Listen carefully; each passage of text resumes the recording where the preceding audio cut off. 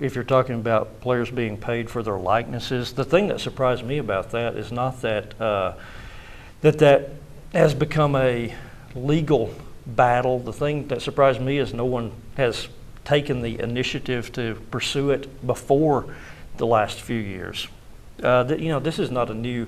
I think it's key to point out here. These are not new issues. Right.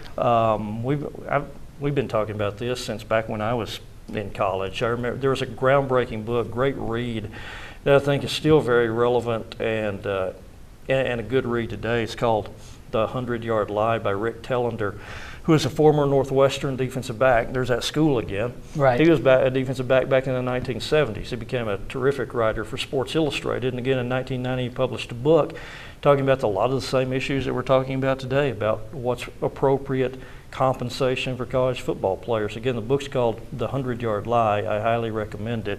He even suggested back then that you have what he termed age group professional football, which would be kind of like minor league baseball. It would be for players who, when they're 18 years old, maybe they're not prepared academically to go to college, or they don't even want to mess with it. And they prepare themselves to become professional football players, kind of in a minor league training system. That would actually, I believe his suggestion was that these teams would actually operate off of college campuses. And Don, we'll finish up at this point right here. Like so many things in life, a catalyst has to exist sometimes to really get things rolling and to develop into other areas. Northwestern, I think, in this instance is definitely a catalyst, but is this going to be the thing that finally forces the NCAA to get off of their mountain, so to speak, and have change, or maybe risk not existing at all? Yeah, I think so, and I definitely think you're onto something right now.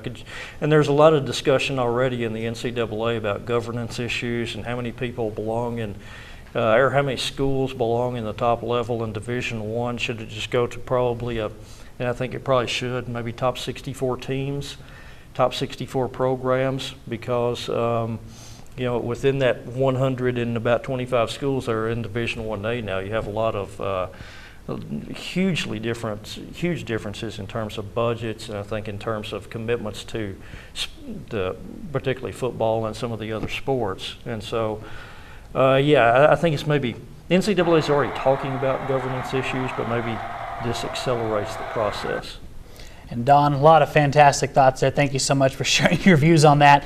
And y'all, a lot of writing coming up from Don over the next few days, this series. Hope you're reading it right now as you're watching these videos. A lot of insight from a lot of people inside NCAA, former NCAA players, administrators. Going to be a really nice series. And you can find that, of course, in the Lubbock Avalanche Journal, LubbockOnline.com, RedRaiders.com, and, of course, on your iPad and mobile platforms. For now, though, we're going to bid you farewell and get Don back to researching those issues. I'm Zach Long. That is Don Williams, and you're on LubbockOnline.com.